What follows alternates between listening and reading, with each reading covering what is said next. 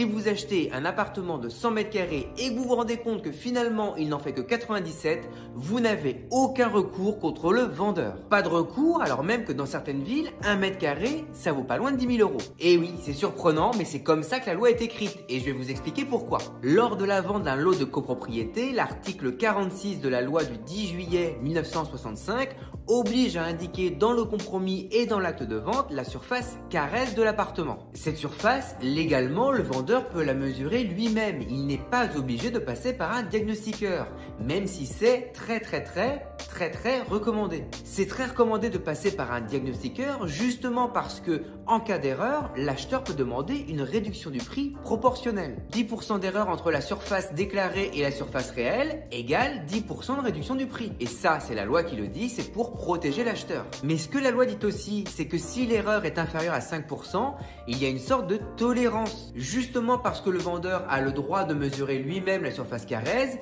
et qu'il a le droit de se tromper un peu. En résumé, les grosses erreurs de surface sont sanctionnées, les petites sont tolérées par la loi, mais de toute façon, c'est assez rare parce que dans 99% des cas, on passe par un diagnostiqueur. C'est la raison pour laquelle